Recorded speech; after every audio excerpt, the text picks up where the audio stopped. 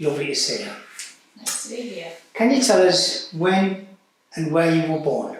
Yep, I was born in Sunderland on the 7th of January 1978. And what did your dad do for a living? He worked at Dunlop's. He used to make tyres. He worked there for years. Hated it. But yeah, we spent that's all my memories of him where he worked, working there. Which street did you live in when you were born? Whereabouts was it? It was Hilton Castle, Cotswold Road, I think it was. I was 3. I lived there until I was 3. And then you moved? To Thorny Close, Tadcaster Road. And can you remember the very first time that you visited the beach? I can't remember the very first time. It's just always been in my memories, from a very young age. And I don't know if it's the memories I can remember or the photographs, when you see the photographs. So I just remember my mum and dad, and there was loads of us. It was a full family day out. Back then we'd take the dinghy down. I remember the seaside sandwiches, and you'd have full of sand. So that's interesting, right? So as a child, it would be your parents that took you to Seaburn. How would you get down there? Bus. Yeah, I would wait for ages for the bus, but it was you didn't mind then.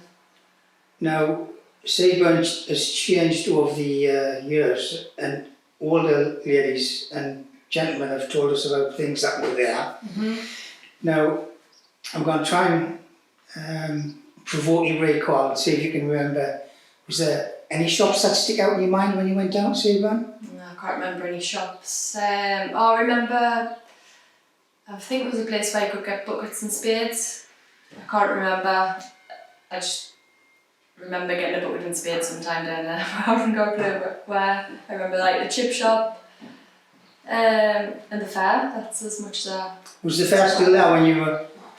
Yeah, the fair was there when I was little.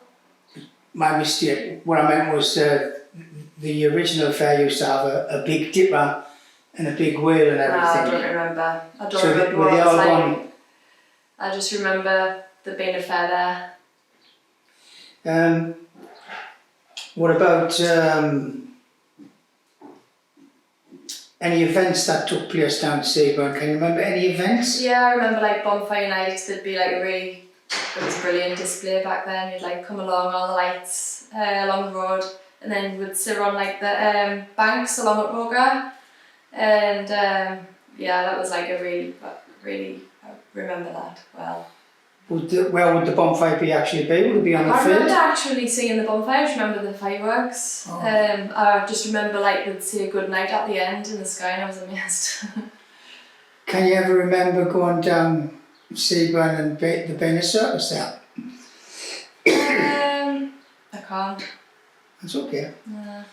What about car shows or any events like that? Oh yeah, I can remember circuses now. I'm thinking. I remember I don't know if it goes back far, but I know there's even been recently circuses there. And yeah, I remember going to car shows and things with my dad as well.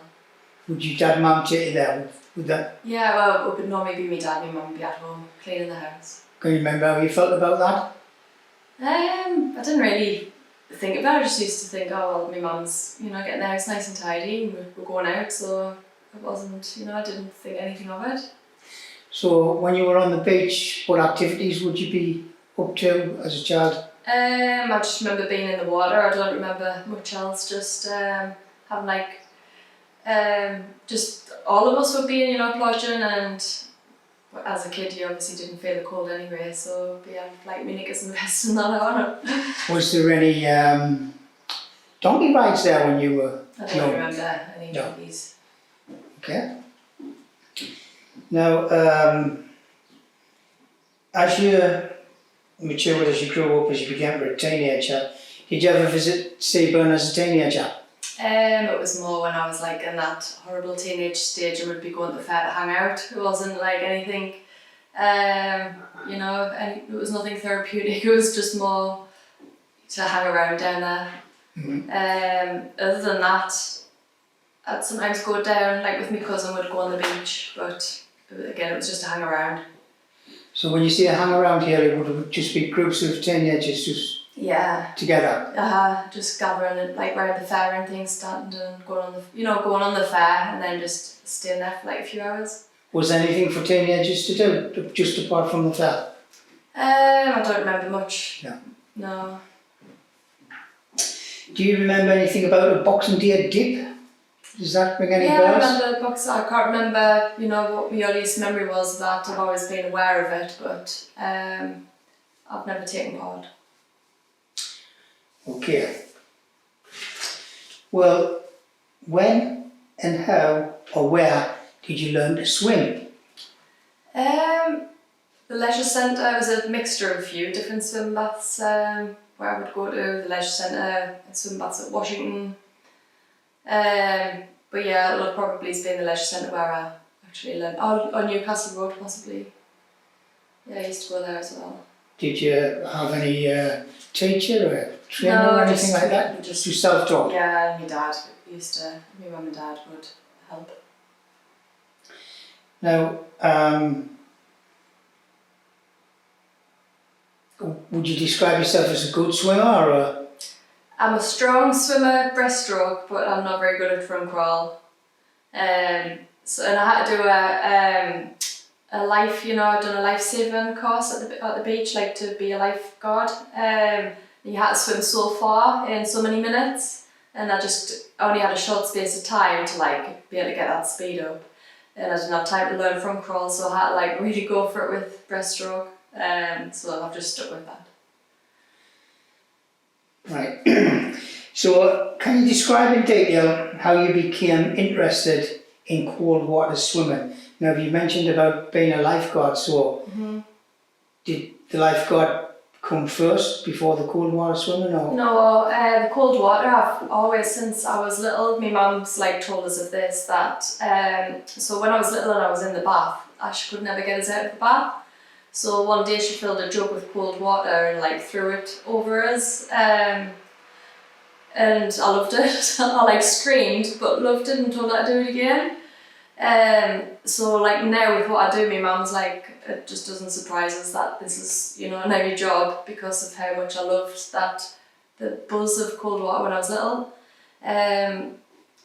Yeah, and then as a teenager, I'd take cold showers and didn't know what the benefits were. I just knew I felt good. I didn't know there was any science behind it, behind the power of the cold. I just liked how it made us feel, and so I've done it ever since.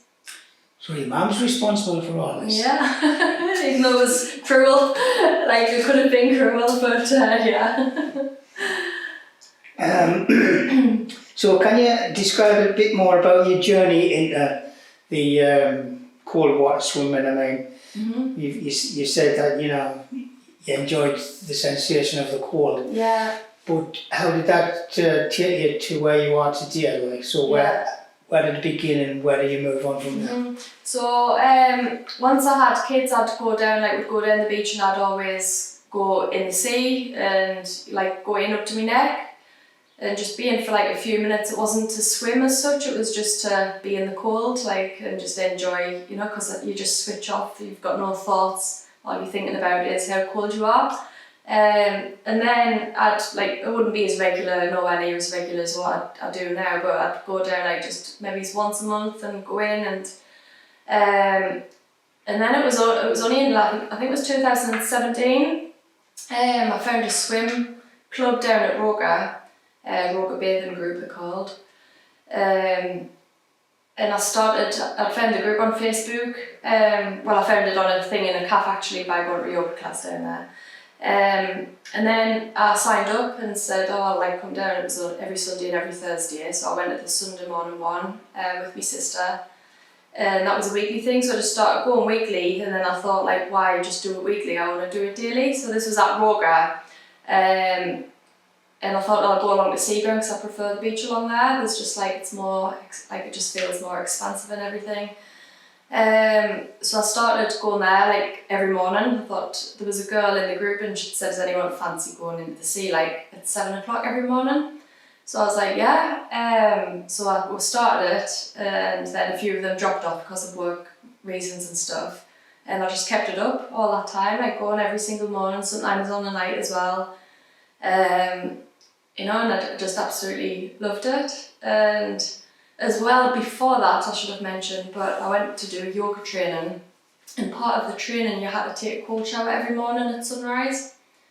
And so that's when it all started sinking in, all the benefits of the cold water, because you found out, you know, why you take the cold shower, what it does to you and things. It's called Ishnan in like yogic philosophy. So that like started getting us more intrigued about, you know, my probably like subconscious reasons for like loving it so much. When you first went into the water, you said, and you were up to your neck.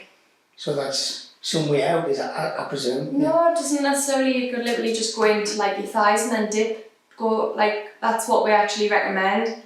You know, not to go out of your depth, because as soon as you take your feet off the ground, you don't realise how fast the tide takes you one way or the other. Well, that was my next question. Yeah. Because I'd be thinking to myself, well, the tide's really strong and that's dangerous. So yeah, so we always check. We've got apps. There's all sorts, you know, to check the tide times, and we go down and you know you check the wind conditions. If it's blowing offshore and it's like in red, we tend not to go in. So that's like the main thing. It's like the main things will keep us out: strong offshore winds or thunderstorms. Other than that, we're going in pretty much any weather. But we're also like part of anyone who joins our group. They send some information about if they get caught in a rip current and things, like how to do that. You know, so most people would just assume you swim against it, try and get out, and that's how, you know, sadly most people get into trouble in the sea. So we've got like protocols of what to do if we are in that situation. So you'd been gone down the beach, then you joined a bathing crew, and then some of the ladies said, hey, it'd be a good idea if we did it every day. And then you had a small group, and then it kind of escalated from that. Yeah. Now, you also said that you were involved in yoga and that from that you learned the benefits. Would you describe a little bit more in detail what are the benefits of cold water? Yeah. So it's a cardiovascular workout. So anyone who doesn't like going to the gym, it's perfect because you go in, it closes down your blood vessels, and then once you're in the water, so it contains all the heat in the core of your body. It closes down the blood flow to the extremities. That's how you feel all the pain in your feet and your hands. It's to keep the heat in your core, obviously for your vital organs. So it really gets your heart going, everything going, like, you know, everything's just opened up. So you've got a good blood flow going around your heart. It also increases white blood cells in the body, so they're responsible for a healthy immune system. I don't remember the last time I had flu, since I've done this sort of religiously, cold water exposure.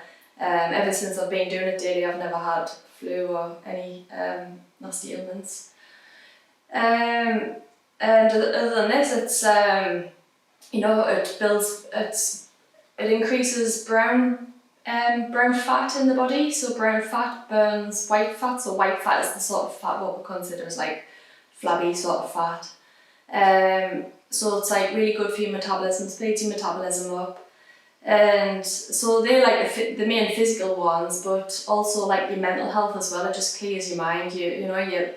You go in there and you're not thinking of your concerns of the day, your problems going on in life. You're just in that moment and enjoying it. And it seems to make a gap, this space in your head. So it just fills you with creative ideas and things. And sometimes it's I'll come out and wish I had a notebook. Do you know what I mean? Because you just get flooded with all these ideas.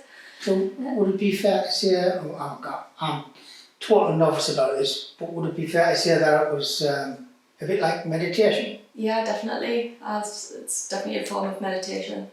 Just switches off all your unwanted thoughts.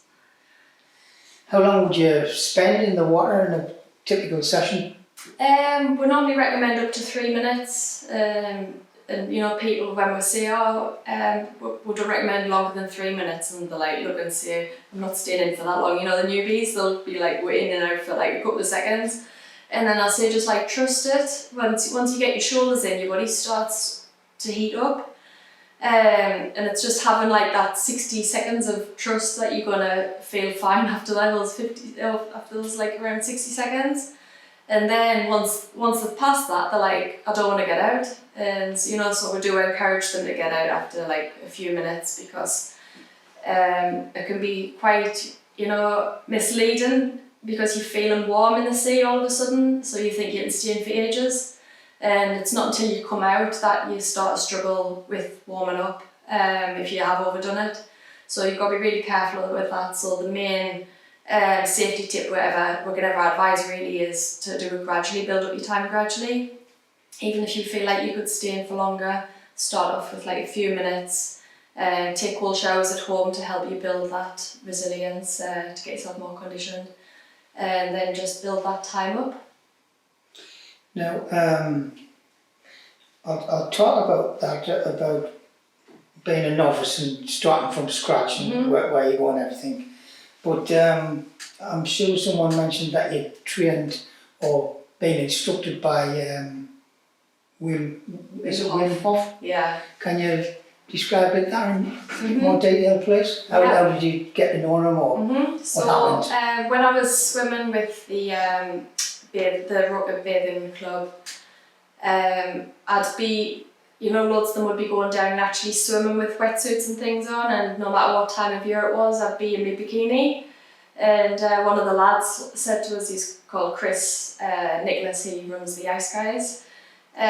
He asked if I practiced the Wim Hof method, and I didn't have a clue what that was. So I went home, started googling it, and then discovered he's the Iceman, and I'd obviously heard of him, but didn't realise he had like any technique or method. I just thought, you know, I didn't realise what he'd done. So I started like really looking into it, and it just started to click. I was like, this is like exactly what, you know, like what I do basically. And he's like using his method to teach everyone else, to get them all into, you know, to show them the benefits of the cold and the breath work. So I signed straight. I'm one of these who just signs up to things if I like something, you know. I don't think twice whether I've got the money or not. I'll just like do it. So I signed up to his, I think it's a 10-week online program. So I completed all of that, and then I just wanted to know what the next steps were, like because I thought, you know, I just felt like I was an ideal candidate to be an instructor of this method. So I signed up to go to the Netherlands. It was in 2019 in March. So I went to Wim's house in the Netherlands, trained with Wim, he was there as well. So that was like a long weekend, and then I went back in the October and done like a full week master's course on the Wim Hof method, and that's when you know, you get your qualification.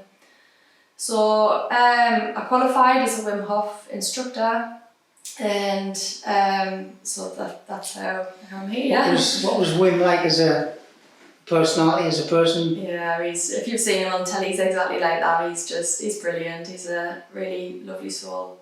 And was his teaching method difficult, or? So he doesn't actually teach it himself. He's apparently when you first start bringing instructors in, he was teaching it, but he's a little bit disorganised. So they ended up getting like instructors in to teach them, like he trained instructors to teach the method. So I can't remember what the question was. Well, we were talking about his personality and his training methods, and you said that also did the actual training. Is that right? Yeah, so there was others that, so Wim was there, Wim was at the place, and he'd like give us some, you know, like he'd do some talks and stuff, and like these inspirational talks. And then there was like a group of instructors who would actually teach you the method. Is that where Wim's from? Holland? Netherlands, yeah. Great. Does he have travel to England or? Yeah, he travels all around the world. He's yeah. just so he's known as like he's a Dutch extreme athlete. He's just known for all of these crazy things he does. Daredevil. Does any of this lead to competitive things in any shape or form? With me or with? No, well, with Wayne? with ice swimming really. Is the competitions in icy water like? Wild sea women. Oh, yeah. That's funny that you say ice women because. Oh, sorry, there is a group called Ice Women. Right, great. So do you want us to go on with that? Yeah, you can describe our big place. That would be interesting as well. Wild sea women. Yeah. So wild sea women, it was so whenever I'd like swam in the sea or gone in the sea to dip years ago, I used to go in mainly with my sister or my cousin or sometimes my kids.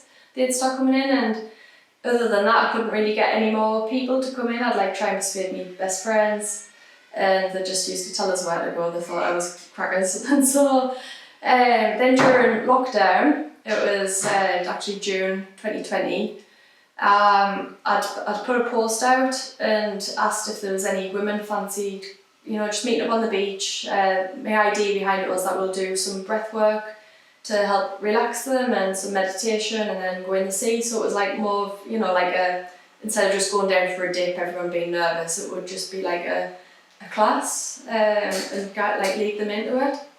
So that first Sunday, there was about 25 women turned up, and I just couldn't believe it. I was like expecting to be standing there on my own, so there's 25 women, and then as the weeks went on, it ended up being like some weeks there was 100 women turning up, and I started panicking because it was like the lockdown, there's all these restrictions.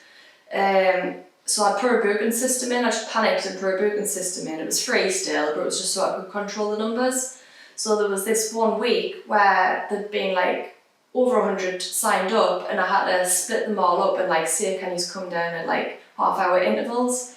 So I'd like set myself up for a right job that day. So I was just like literally down the beach all day. It was like just a conveyor belt, like people coming, and I was like, what on earth's going on here? And then it's just followed on from there. So that session with the ladies when they first came down, would it be kind of like a yoga type? So the very first with the breathing and everything? The very first one, I think we're doing something after going in the sea. We'd like got together. I hadn't like really planned it out as much as like until it was like more of an afterthought that that I wanted to. When I saw how nervous some of the women were, I thought I think we need to bring something in to help calm them before going into the sea. So on that very first one we didn't do the breath work, and then everyone since then we did. And there was like a massive change, people say, I'd come really nervous.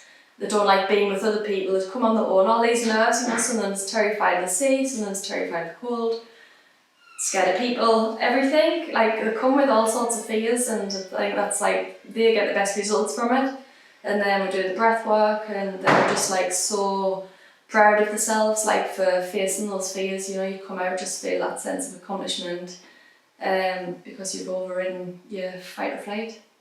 Did any of the ladies come and say, well, this is not for me, and skedaddle? There's a couple that no one's came down and like disappeared, not that I've seen anyway. I haven't noticed anyone unless they've like sort of sniped it away. But there's some people, what some women will do, they'll come down and just say, can I just watch for the day, I want to like see what happens and things. So, and then you tend to see them come the next time. But I've never heard anyone like say that they've done it on. I've never heard anyone say I'm not doing that again. They come out and everyone's just like absolutely over the moon. Yeah, that was my next question. Keep anticipating the questions. That's good, Paul. The ladies go in the sea for probably the first time in ages, probably. Yeah. And they experience that cold and everything, and then they come out. What was their reactions? Which way did they respond? So I'll just go back a little bit to when they go in the sea. So one of the things that I love is the waves just make everyone laugh. They're just all the screaming, they're laughing, and it's just like such a, it's like being kids again. And even though it's sometimes flat down seaburn, but it's more often wavy, and that's what I love about it. Like the waves they just do something, and it just like changes the whole atmosphere. And then when they come out, they just. Well, you brought a memory back when you were actually talking about it, because I remember as a child going down to the seaside, whether it was Seaburn Water or even Whitley Pier. And I remember the first time that you got in, you would be plodging about a little bit, and then after a few minutes you'd be running about in it and you'd be throwing water at each other. And although it seemed as though it was freezing, it didn't seem to bother you after a while. Yeah. But then I remember as an adult when, I live not far from the beach, because we live at Grangetown. I go down to Grangetown Beach, I used to go down with Jersey. And this one time I thought, I just try a little bit plodge. Yeah. I put my foot in the North Sea, and it was so painful. I couldn't believe how cold it was. Yeah. And I whipped my foot out, and there was no way I was going any further in, See, that's the thing, that's what puts most people off, because they've tried it with the foot, and the foot's the worst thing, because that's what does feel the cold the most, it feels the most pain. So they think, if my foot feels like that, I don't want my whole body feeling like that, but that's not the case. But when you mention, like, as a kid being able to do it and not feel it, that's another thing that the brown fat does. So, like, babies are born with loads of brown fat, that's why they don't shiver. And then they start getting, like, wrapped up off the parents and things in blankets. And then they're beginning to lose that brown fat. But as kids, you've still got some, and it's just, that's how, like, then as adults, you've hardly got any brown fat. So that's how we feel it more. So the more you do the cold exposure, the more you can tolerate it, because you're building up that brown fat in your body, which keeps you warm.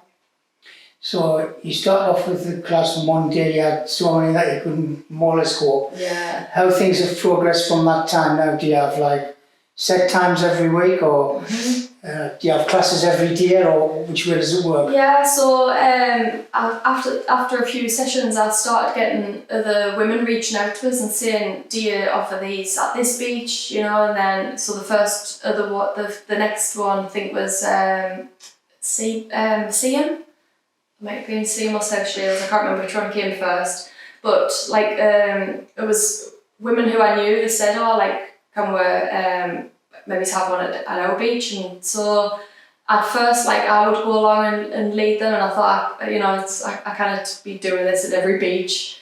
So I started like suggesting that the women who were interested in it, if they'd be interested in becoming like a leader, so I started getting a lot of interest in that. So then over time it ended up at Tynemouth, and then up Northumberland, and then it's up to Scotland as well. So one of my best friends who actually moved to Scotland, she's one of them who told us where to go when I started coming to sea, because she was going through a hard time, and I said, just try it, like, come in the sea, it'll clear your mind. She was like, no. And now she like runs the whole of Scotland Wild Sea Women. So it's been like brilliant to see her journey as well, and just to see it grow like so organically. It's like, I haven't promoted it to grow, and it's like, it's never been something that I've wanted to gain financial benefits from. It's just been a way to help women. But then it's, because there's yoga instructor, quite a few of the women who lead the sessions who are doing it out of their own time, they're volunteering. I thought, like, as a way of giving them back, maybe they could start doing some longer sessions on the beach, teach yoga or meditation, for like half an hour to an hour, and start charging.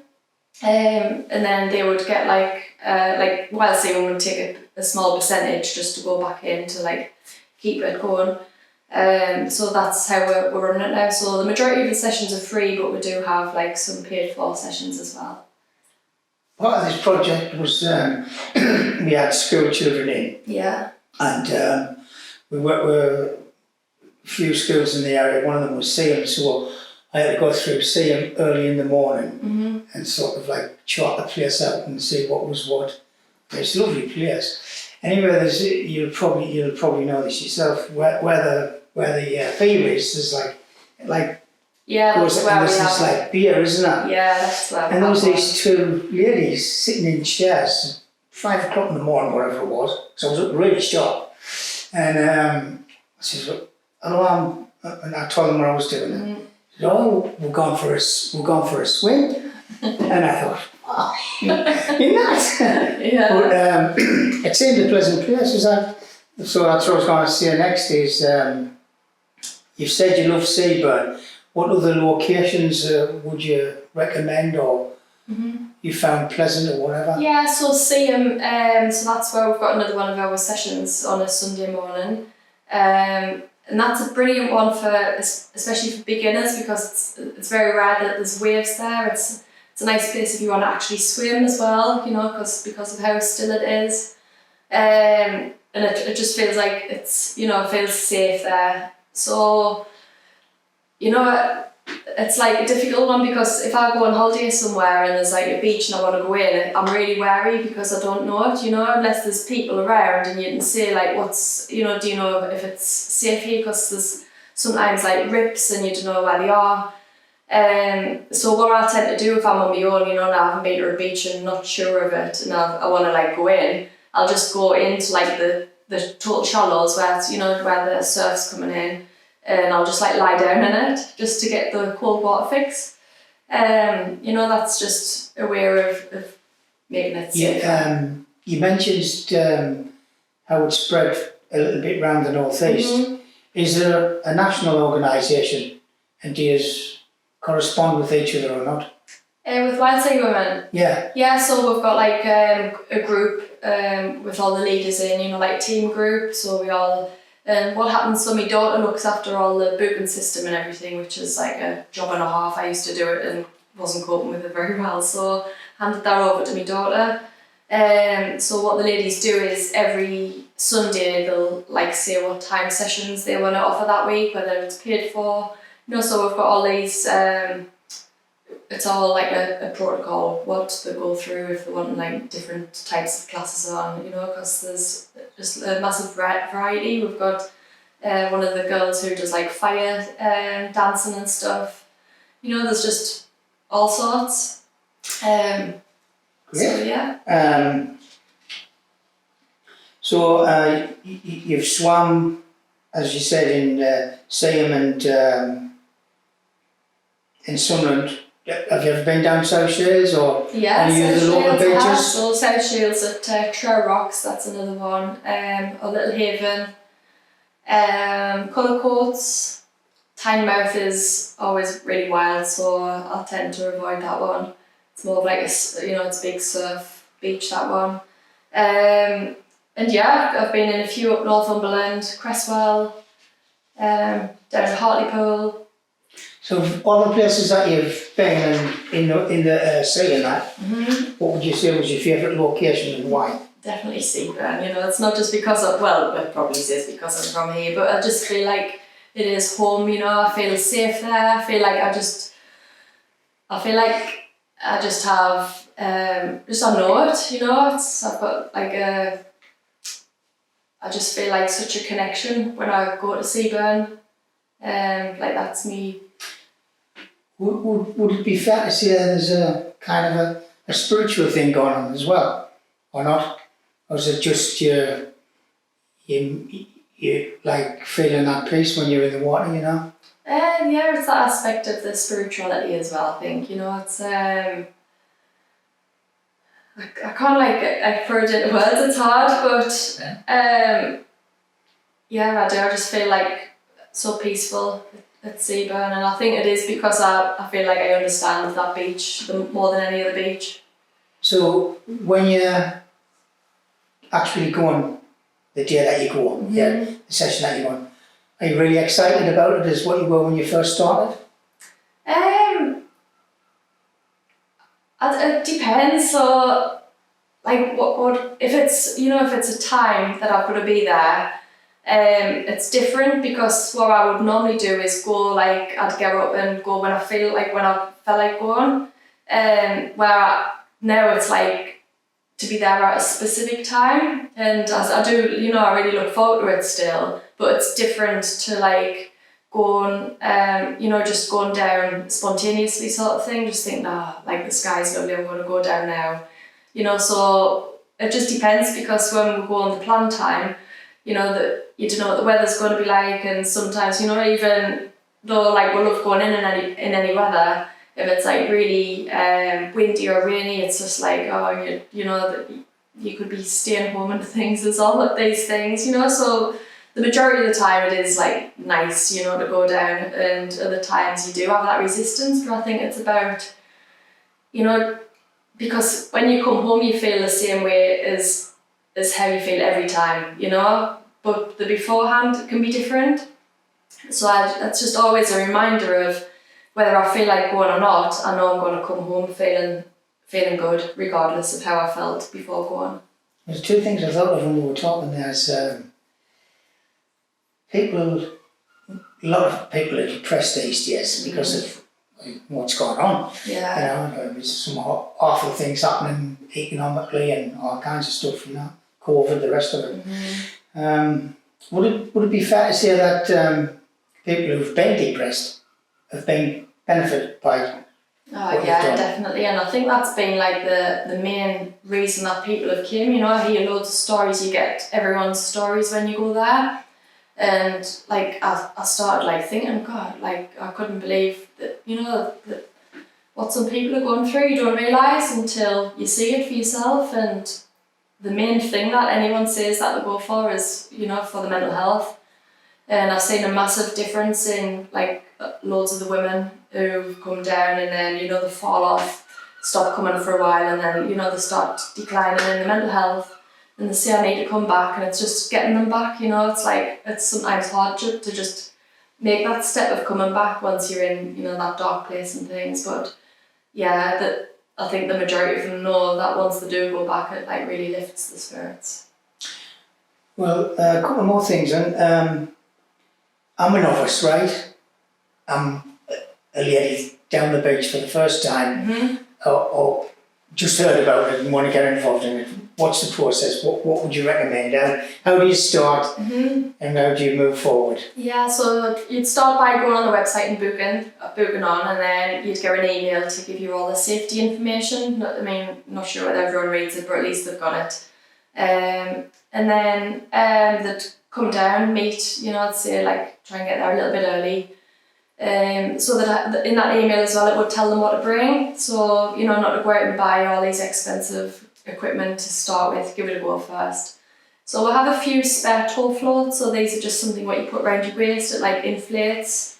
It's got like reflectors on. So, you know, if you did get into trouble, if you got like took out on a current or anything, you've got like something there, you know, so you're more visible and everything. So that's the number one thing we do recommend people to get if they're going to keep coming back. We have a couple of spares.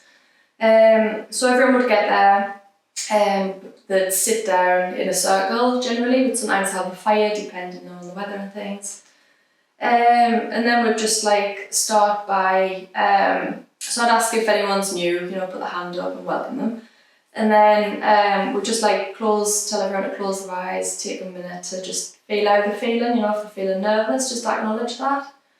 And then we'd guide them through some like breathing techniques just to help how they breathe when they go in the sea. So we'd say, you know, focus on your exhalation, that's what slows down your heart rate. When you're breathing in, it speeds your heart rate up. So your natural response when you go in the sea is you like, it takes your breath away. So you're breathing in, you're bringing that panic in your body, you know, it's sending all the signals to your body to like you in your fight or flight. And if you control your breath, you control like how you're feeling, and you can feel more relaxed. So we'll guide them through all those breathing techniques. We'll sometimes do, you know, like aerobic sort of dancing with music, just different things every week. And then at the end of that, You play the music on this side, like how do you do just that? got a speaker, we'll stand in the middle. And sometimes like in the summer, especially when the crowds are massive, we need a mic, you know, so everyone here. It's brilliant in the summer, but people start falling off sometimes in the winter. And then after that, we'd go through like the main safety things in case they hadn't read the emails. You know, would recommend, depending on the time of year, between 3 minutes and 7 minutes to stay in the water, just going up to your thighs and then dip to your shoulders.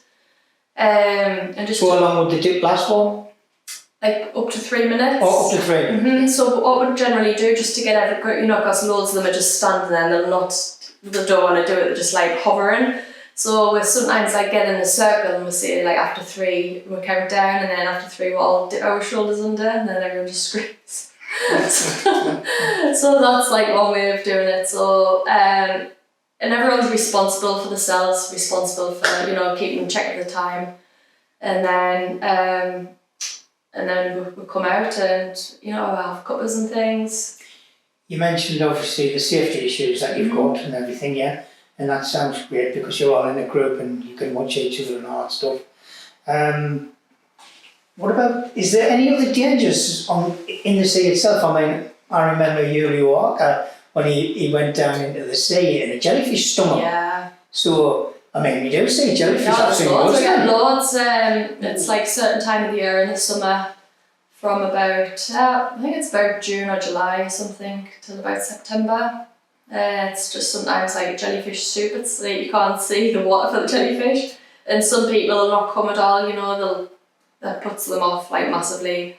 So there is something. There's also what they're called, is it crane fish?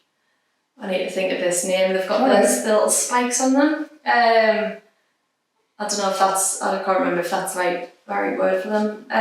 But basically, if you stand on them, they give you like a really bad sting. So the trick with ours is that they wear like shoes to go in, proper water shoes, or you sort of like shuffle the sand instead of like picking your foot up and putting it down. So I've never come across one, but there is one lady who did get caught out by one. That's the first time I'd seen. That was like last summer. And other than that, it's just like the strong offshore winds, because that can just like take you right out. When the tide's at the lowest, like when it's at low tide, that's when the pull can be the strongest on the sea, and then also the moon. When it's a full moon, it can be a lot rougher and stronger around the new and the full moon. So just all these things, we're just keep an eye on it. So, I mean, we obviously get days in Sunderland when the wind's really bad and the waves are crashing against the rocks and everything. Yeah. Can you still go out those days, or is them days forbidden? No, we still sometimes do, it's as long as we've checked. If it looks too dangerous, we wouldn't, if it's like, and I know what you mean, when it's crashing off them rocks, and it's going back and like coming like that, like that's really choppy. But as you go further down, like towards Whitburn Way, even though it's still like really wavy, we'll just be sensible and not go too far in. And if we're going in and feel like there's a really strong pull or anything, then it's like turn back. Have you ever been stung by a jellyfish?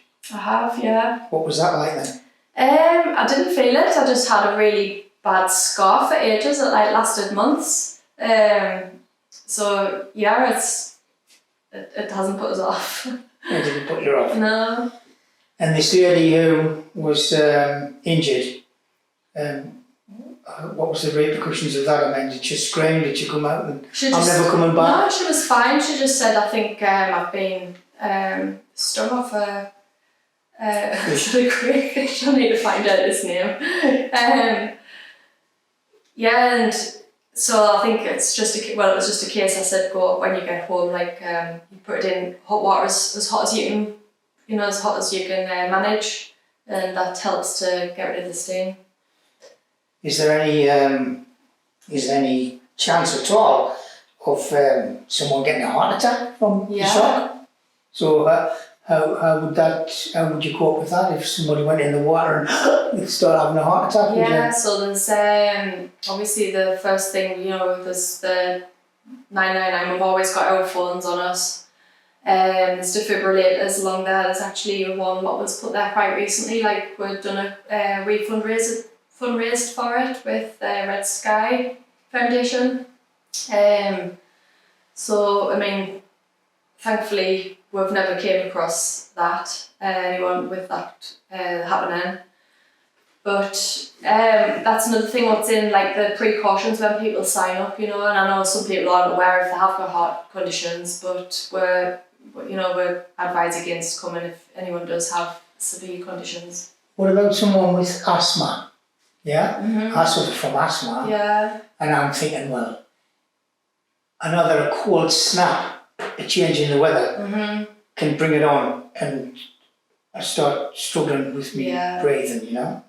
I mean, it's manageable, it's not severe, so if it happens to us, I can sort of like slow down or take an inhaler or whatever. But how would the sea affect somebody with asthma? Would it be beneficial or dangerous? There's different, you know, some people say that they benefit from it and other people say that they find it doesn't help, or some people say, you know, and I know quite a few of the ladies who come down who do have asthma and have it bad, and they go in all the time and they say it helps.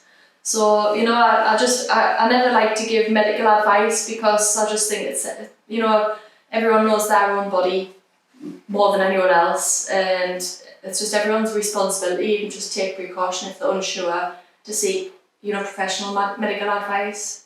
You know, I can advise from what I know and what I've been taught, but you know, if someone's got a serious illness, I don't want to say, come, it'll make you feel better, excuse me, when potentially, you know, it could have an adverse effect. Over the couple of years, whenever you've been doing this, have you met any characters? Is there any characters that stick out that you would like to share a story about, whatever?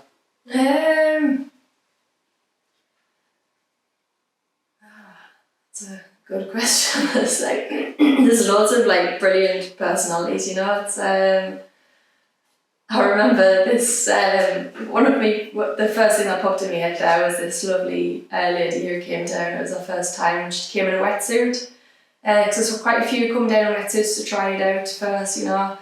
And she was struggling with the zip. She was trying to pull it up at the front. She said, "Can you just give us a hand here?" And she had like the wetsuit on back to front. And it's like takes ages to get them on, do you know what I mean? So it was like, it was just dead funny. She felt stupid. I can't think of anything exciting. That's fine. Just a couple more questions, right? Why is it just for women only? So when I started doing the Wim Hof workshops, so it was like ice bath workshops, I was doing them all mixed. And it was actually a man who got in touch with us and said, "Do you do any men only sessions?" And so like, I thought, you know, I'll have a think about doing that and see if there's, you know, see if there's a potential way of doing that, if there'd be an interest. So I started doing men only workshops and women only workshops, and they were quite popular. And then the sea, with going in the sea, there was, it was like, I just thought, you know, there's loads of mixed groups. It's really common. Every swim group I know is mixed. I don't know any what's men only or women only. So, and I thought, like, I bet there's loads of people, loads of women or men who's put off by the opposite sex being there, you know, like body confidence and all that, like scared to get into the cossies and things. So I thought I'll give it a go. And then some of the women were like started asking, saying, is there any men's, you know, like anything similar for men? And there wasn't. And so I contacted Chris, my friend from Rocket Bathing Group, and asked him if he'd be interested in starting something similar for the men. So he did, and that's how Ice Guys came about. So now we've got the two groups, and you know, now and then we'll have joint like collaboration where we'll all get together, and that's how that came about. I was saying one of your videos of, I think it was one of yours, or it might have been Chris's, I'm not sure, but there was this like blue tube. Was it filled with ice? Yeah. And the guys actually get into this ice? Yeah. How do you coax them into doing that? So it's like really good, because loads of them as well are like athletes and things, you know, and you'll probably know that like loads of athletes go in ice baths to help with the muscles and stuff. And it's just like, it appeals to loads of people, strangely enough, you know, and so that was a brilliant location. Was it in the woods that you'd seen that one? Or no? It looked as though it was in some kind of a garage or something like that. Yeah, that was just at Nile Street. But I sometimes do them in the woods. so one of my friends has got a private land, and they've got a tractor and bring the water to fill the tub with and everything, so it's like a lovely environment. So would that be the same principle, like Yeah. the guys jump in for 3 minutes? 2 minutes in the ice, yeah, so they just like literally go in, sit there for the 2 minutes, you know, we'll do all the preparation, it all leads up to it. There's some people will come and they say, I want to do everything else, you know, I want to learn about the breath, learn about the mindset, but I don't want to go in the ice bath. And then by the time it comes to it, they want to go in because they've like learned all the benefits and the mindset's changed, and so they end up going in anyway, you know, so it's quite nice to see that journey.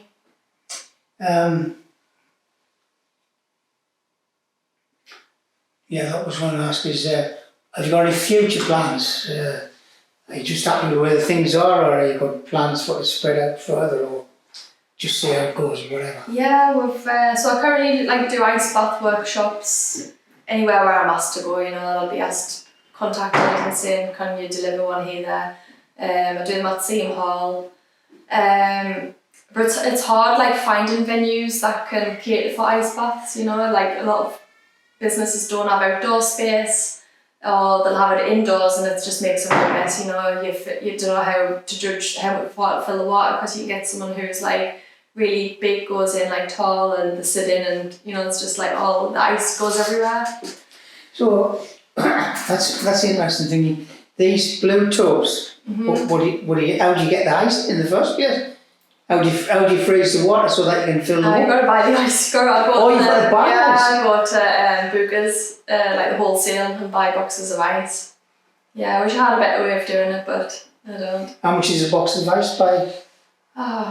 It works out like about £6 a box, and I normally buy about 8 boxes. For one tub? So we fill it like so far with water. It just depends, like, because the ice bath is at the end of the workshop, and depending on where the ice is being stored, some of it can melt. So you've got to like buy enough to make sure, you know, that it hasn't all melted by the time comes to go in the ice bath. What months are the best months? Well, during the season? The winter, I'd say, you know, I think to get the full experience, it's the winter, but for beginners, they like to, you know, the beginners often like to wait and do it in the summer. Makes it easier to make that first step. Well, it's been fascinating listening to what you've had to say, and I don't think I can think of any other things to ask you. I probably will when you've gone, but I know that I've always felt like when you go down to the beach, especially if I'm like with a dog, when I was alone, it would be like 5 o'clock in the morning before the sun rises in the summer. It got late obviously as you come towards winter, but just standing on the beach and looking at that immensity, it kind of does something inside you, you know what I mean? Yeah, so do you get the same kind of thing? Yeah, definitely. It's like, I think as well, like especially it was emphasised more during lockdown, like it's like the freedom, you know, when you were even not in the sea, just like you said, standing on the shoreline or whatever and looking out and just seeing like all that, you know, the space, it's just like, it's breathtaking, especially when you're there at like sunrise, it's just beautiful. So it was one of the best things that God ever created, eh? It was. Yeah, I know what it is. So like my dog loves it. She often comes in swimming with us as well. Oh, the dog likes to swim too. Brilliant. Yeah, she's in like loads of my videos. Do you often go down on your own, apart from the classes, or is it usually just when the classes are on now? One of the number one things with Sarah is not to go in alone, and you know, before all this came about, like with all the groups and everything, I would go in on my own, so there was never anyone else who would come in with us. So, you know, I'd make sure I like told someone, like, you know, that I was going to the beach, and so they knew, there was always someone who knew where I was, you know, and I would never go out like further than my knees and just literally go in just with my dog. There's people walking along the beach now as well, so I'd only ever go in if it felt safe. But since you know, now the beach is really busy with people going in the sea, and I sometimes do like that, just being on my own. And so I have like an ice bath in my garden now. I'd invested in one last year, and so I use that and go in pretty much every day, normally 6 days a week, and just sit in the ice bath on a daily basis. Brilliant. Well, it occurred as well you were talking, like if you went into the water on your own and you had a heart attack, for example, Yeah. and you ghost, don't you? You got nobody. Yeah. Well, that was brilliant, and thank you very much for your time. It's been great.